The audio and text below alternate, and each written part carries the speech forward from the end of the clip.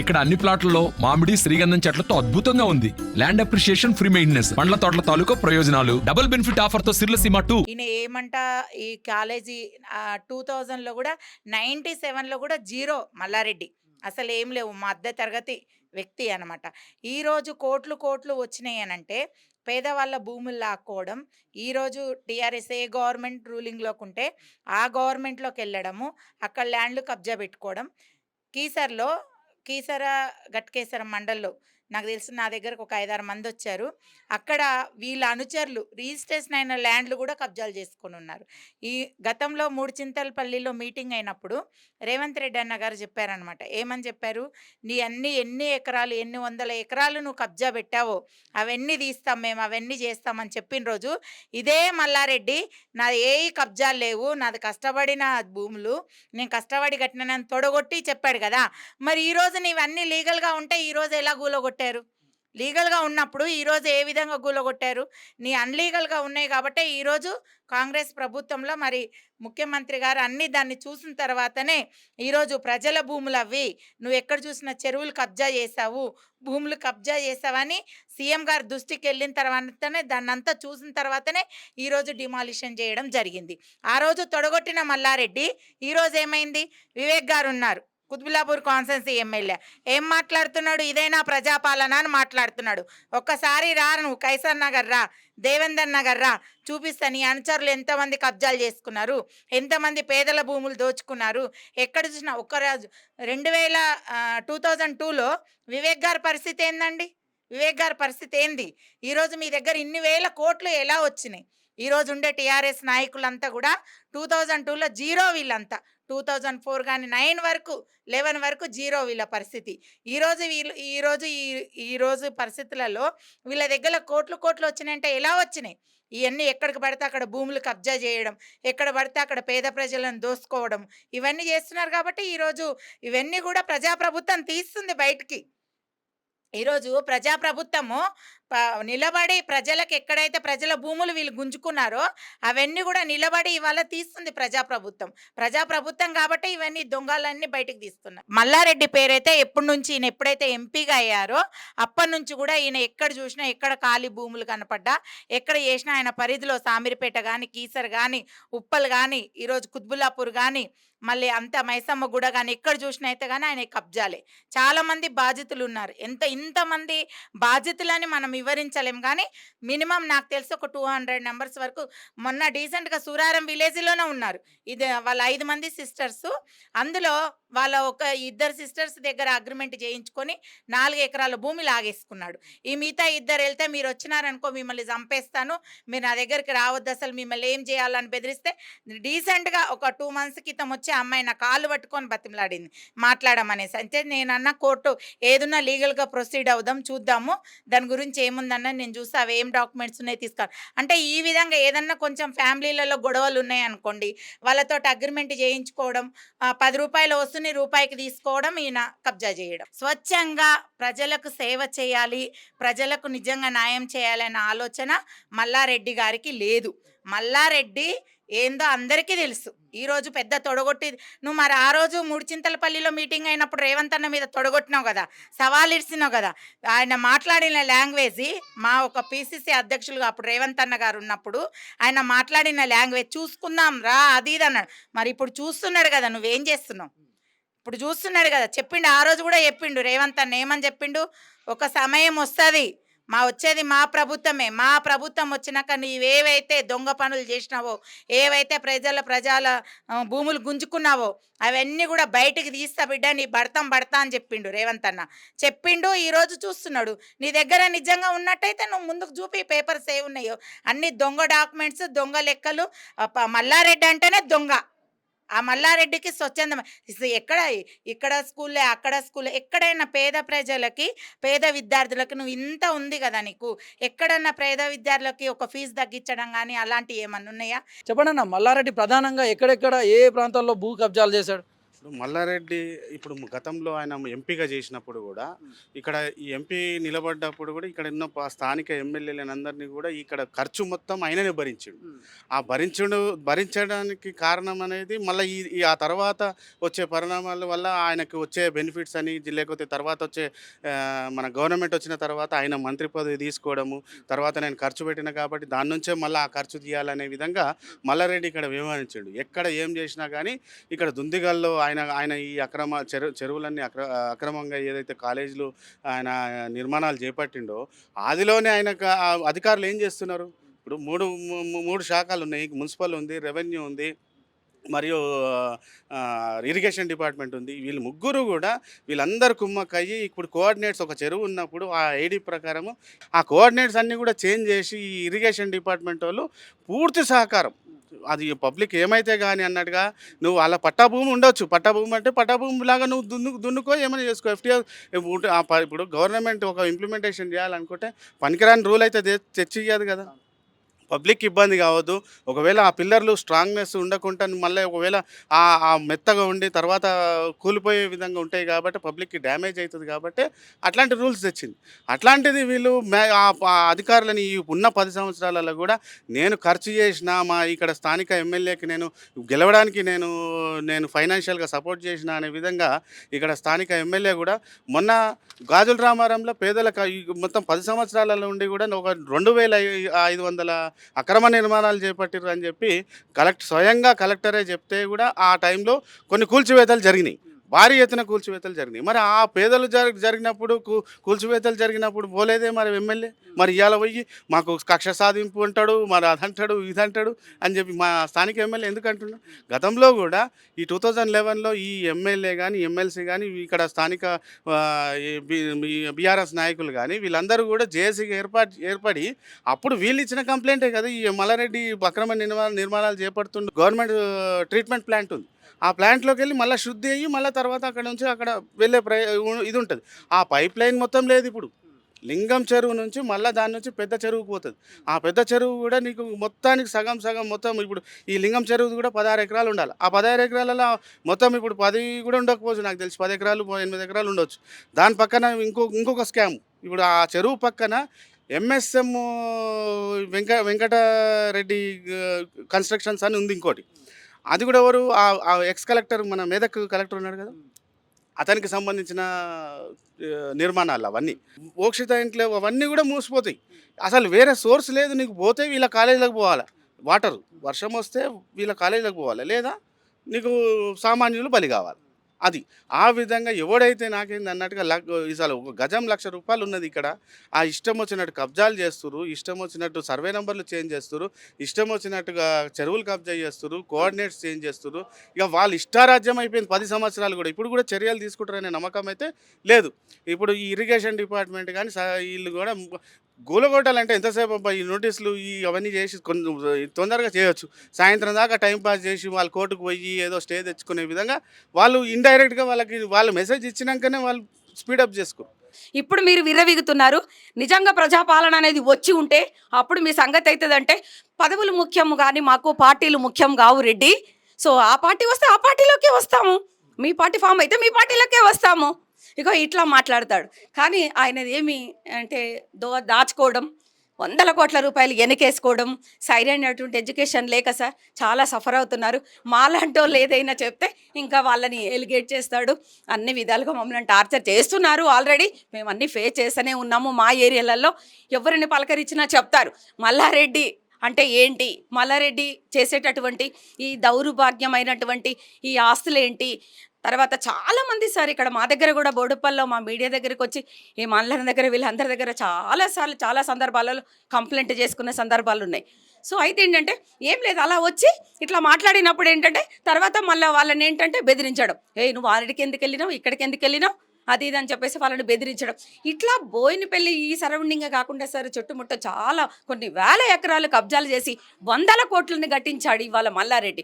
ఇంకొకటి ఏంటంటే మెడికల్ కాలేజీలలో సార్ వాళ్ళకి ఉన్నటువంటి లెక్చరర్స్ ఎవరైతే ఉంటారో వాళ్ళకి ఏంటంటే ₹1,00,000 శాలరీ ఉందనుకోండి, అకౌంట్లో ₹1,00,000 వేస్తాడు. ఈ బ్లాక్ మనీ వైట్ చేసుకోవడానికి వేసి నీకు 40,000 శాలరీ, అంటే 40% ఉండాలి, 60% మళ్ళీ రిటర్న్ కొట్టుకునే సందర్భాలు ఎన్నో ఉన్నాయి సార్. మా బోడుపల్లి ఏరియాలో మొన్న ఎలక్షన్ల టైంలో డబ్బులు పంచే వాళ్ళు కూడా వాళ్ళ కాలేజీ లెక్చరర్సే. అట్లా మేము చాలా మందిని పట్టుకొని కూడా మేము మీడియాకి వాళ్ళని పట్టిస్తే మాదేముంది మేము ఉద్యోగాలు చేస్తున్నాము, లేకుంటే మాకు జీతాలు ఇవ్వరు, కాలేజీలలో మీరు లెక్చరర్గా సబ్జెక్ట్ చెప్పేవాళ్ళు మీరు వచ్చి వీధులలో తిరిగి ఇట్లా డబ్బులు పంచడం కరెక్ట్ కాదు కదా, మరి డబ్బులు లేని పరిస్థితి ఏంటి, డబ్బులు ఉన్నాయి మీరు డబ్బులు పంచుతున్నారు అని చాలా సందర్భాలలో మేము చెప్పిన సందర్భాలు కూడా చాలా ఉన్నాయి సార్. ఆ రోజు మేము అందరం కూడా ఏమనుకున్నామంటే ఈ కొత్బుల్లాపూర్ నియోజకవర్గంలో పెద్ద ఎత్తున ప్రభుత్వ భూములు, చెరువులు, కుంటలు చాలా ఉన్నాయి. రేపు భవిష్యత్తు సమాజానికి ఒక మంచి జరగాలనంటే వీటిని కాపాడుకోవాలని చెప్పి మేము ఆ రోజు ఒక ఉమ్మడి కార్యాచరణ తీసుకున్నాం. ఆ ఉమ్మడి కార్యాచరణలో మేము చేసామంటే అప్పుడు ఉన్నటువంటి కలెక్టరు, ఇప్పుడు ప్రజెంట్ సీఎంఓ దగ్గర ఉన్నటువంటి సెక్రటరీ శేషాద్రి గారు చాలా రియాక్ట్ అవుతుండే.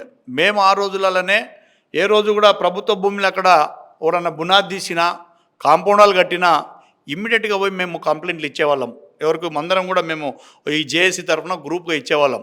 అందులో భాగంగానే ఆ రోజు మేము దీనికి సంబంధించి టోటల్గా ఏవైతున్నాయో ఇవన్నీ కూడా మేము కోట్లు వేసినాం, ఇవన్నీ పిల్లేసినాం. 2010లో పిల్లేసినాము, 11లో పిల్లు ఏంటంటే WP నంబర్ 13469 ఆఫ్ 2011. అంటే దీంట్లో ఎవరెవరు ఉన్నామో దీంట్లో టోటల్గా ఎవరెవరు రెస్పాండెంట్ అంటే ఎవరెవరు వేసిరు అనే దానికి వాళ్ళ పేర్లతో సహా ఉన్నాయి. అందరం కూడా మొత్తం ఇక్కడ ఈ గ్రామాల పారిగా ఇవన్నీ కూడా మల్లారెడ్డికి సంబంధించినయేనా? ఇప్పుడు అంటే ఇవన్నీ కావు, ఇందులో కొన్ని మిగతా. ఇప్పుడు ఏరోనాటికల్ పర్టికల్గా మనం మాట్లాడేది ఏదైతే ఆయన FTAలు బఫర్ జోన్ నాది కాదు, నేను కరెక్ట్ ఉన్నా అని చెప్పే దాని గురించి నేను ఎవిడెన్స్ ఇస్తున్నా. కానీ ఇంతకుముందు ఎవరైతే ఇక్కడ 58, 59 జీవో వయలేషన్ అయిపోయింది. ఈ గవర్నమెంట్ వచ్చిన తర్వాత పట్టా భూములలో రిజిస్ట్రేషన్లు చేసుకుంటారు, గవర్నమెంట్ భూములు కబ్జాలు పెడతారు. చెరువులు, కుంటలైతే అసలు వాటికి అదుపే లేదు.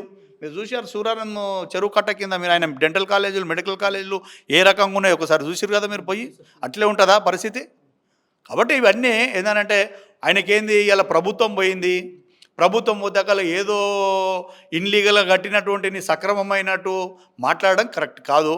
ఎందుకంటే ఆయన కూడా ఒక ఎమ్మెల్యేగా, బాధ్యత గల ఎమ్మెల్యేగా, మరి రాజశేఖర రెడ్డి గారు కూడా ఒక ఇన్స్టిట్యూట్స్ నడిపించే వ్యక్తులు. ఆ రకమైనటువంటి తప్పుడు వ్యవహారాలు. ఎందుకంటే మీరు ఒక విద్యను నేర్పిస్తారు, ఇంజనీరింగ్ పిల్లలకు ఒక విద్యను నేర్పిస్తారు, వాళ్ళకు మంచి చూపించండి. మేము పార్టీలకు వస్తున్నానో లేకపోతే మా వాళ్ళు రమ్మంటారు అని చెప్పలేదు. నిన్న మా మల్కాజ్గిరి పార్లమెంటు నియోజకవర్గానికి సంబంధించినటువంటి ఎంతమంది అయితే క్యాండిడేట్లు ఉన్నారో, యాస్పిరెంట్లు ఉన్నారో, నిన్న మంత్రి మా నాయకుడు మైనంపల్లి హనుమంతరావు గారు క్లియర్గా చెప్పిండు. ఏమని, నువ్వేవైతే నువ్వు కాంగ్రెస్ పార్టీలకు రావాలనుకుంటున్నావో, నువ్వు కబ్జాలు పెట్టినటువంటి అసైన్మెంట్ ల్యాండ్స్, ప్రభుత్వ భూములు, చెరువులు, కుంటలు, ఈ ఎక్కువ ఎండోమెంట్ ల్యాండ్స్, వక్ భూములకు సంబంధించి ఆ ప్రభుత్వానికి హ్యాండ్ ఓవర్ చేసినప్పుడు మేము ఆలోచన చేస్తామని చెప్పి నిన్న మైనంపల్లి హనుమంతరావు గారు చెప్పారు. సరే, అది ఏముంటుంది, ఆయన పార్టీలకు ఈ కబ్జాలు కాపాడుకోవడానికి చేయడానికి వస్తాడా లేదా, కానీ దీన్ని నేను ఏమంటున్నా, ఇది చట్ట పరిధిలోకి వెళ్ళిపోయింది. ఇది భూపతి రెడ్డి చేతిలో లేదు, లేకపోతే ఇంకోటి చేతిలో లేదు, అది హైకోర్టు చేతిలోకి వెళ్ళిపోయింది. హైకోర్టు అనేది కోర్టు కమిషన్ వేసింది. దాన్ని ఎవరు భూపతి రెడ్డి ఆపడానికి లేదు, ఇంకోళ్ళు ఆపడానికి లేదు. రేపు ఇంకోరో XYZ కూడా దాన్ని తీసేటువంటి ప్రయత్నం చేస్తారు. అని అటువంటిది మీరు ఏదో కాంగ్రెస్లకు సాగిపోతుందనో లేకపోతే ఇంకోటనో అదేమి ఉండదు. ఆయన ఏంటంటే బయట ఏదో చెప్పేసేసి అవతల మీద బట్ట కాల్చి ముఖం మీద వేస్తే నువ్వు దూర్చుకునే పద్ధతిలో మాట్లాడడం కరెక్ట్ కాదు. కాంగ్రెస్ పార్టీ చాలా సిస్టంలో ఉంటుంది, సిస్టమ్ తోటే పోతుంది. ఇది మల్లారెడ్డి అక్రమంగా భూములన్నీ కబ్జా చేస్తున్నాడు, అదేవిధంగా ఈ చెరువు అంతా కూడా పూర్తిగా కబ్జా చేసి ఇది ప్రభుత్వ భూమి అంటున్నారు. ఎంతవరకు నిజం? ఇది నిజమండి. ఇది 647 సర్వే నెంబర్, ఇది గవర్నమెంట్ ల్యాండ్. అది వాళ్ళ BRS ప్రభుత్వం ఉన్నప్పుడు ఇక్కడ మొత్తం వాళ్ళకి అడ్డు లేకుండా ఇష్టం ఉన్నట్టు వచ్చిన అధికారులు వస్తుంటారు, పోతుంటారు. వాళ్ళు ఏమి వాళ్ళకు డబ్బులు ఇస్తారో ఏమి ఇస్తారో తెలియదు, ఇచ్చుకుంటూ ఆపుకుంటూ వాళ్ళు ఇక్కడ బిల్డింగ్ కట్టడం జరిగింది. ఇక్కడ FTA ల్యాండ్, ఇక్కడ కూడా వాళ్ళే కబ్జాలు ఉన్నారు. మొన్న వచ్చి అక్కడ గులగొట్టడం జరిగింది. ఆ గుడిసెలు వేసింది కూడా వాళ్ళే, మల్లారెడ్డి చేస్తుంది అంత కబ్జాలు. అక్కడ ముందు శ్రీనివాస్ రెడ్డి వాళ్ళ తోట పెట్టిన మామిడి తోట. ఇక వాళ్ళకు అరచకలకు అడ్డు లేదు, ఏం లేదు. ఆ వాగు పైన బిల్డింగ్ కట్టడం జరిగింది. రోడ్డు మొత్తం క్లోజ్ చేసేది. వాగు నీకు అది కూడా చూపిస్తాను ఇప్పుడు. ఇక్కడ ముంగట ఇంకా అక్కడికి దులపల్లి చెరువుకి వెళ్తుంది వాగు, అది కూడా మొత్తం క్లోజ్ చేసేసారు. ఇంత చిన్న లైన్ వేశారు.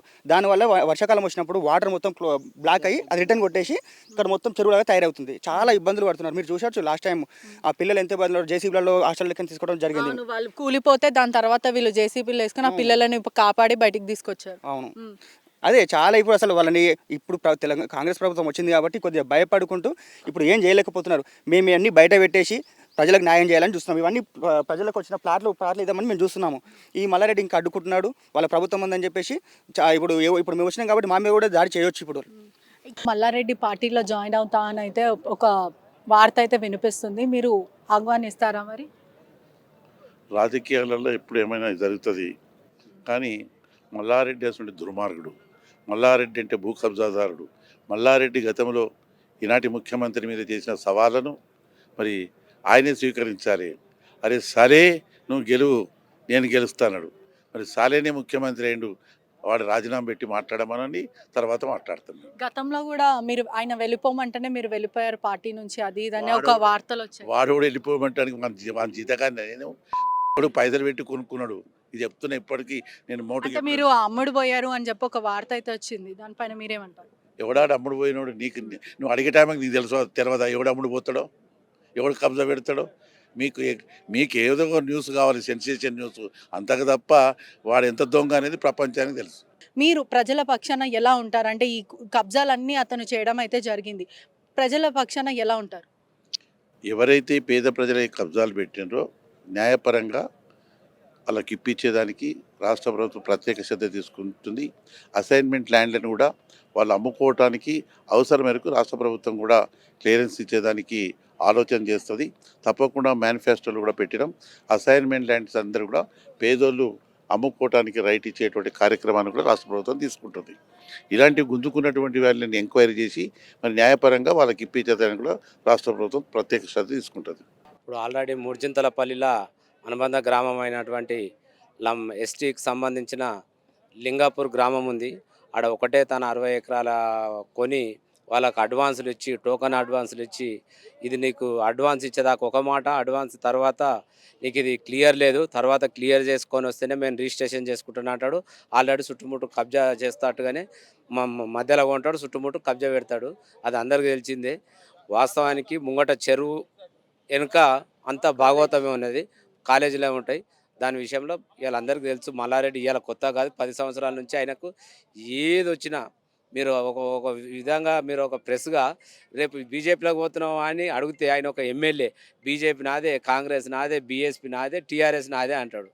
ఒక రాజ్యాంగంగా ఆయన అట్లా మాట్లాడే వ్యక్తి, ఆయనతో ఆ రాజకీయ విలువలు లేని వ్యక్తి గురించి మనం మాట్లాడే కూడా తప్పని. ప్రతి ఒక్కరు బయటకు వస్తారు, ఎందుకంటే అప్పుడు చెప్పలేకపోయారు.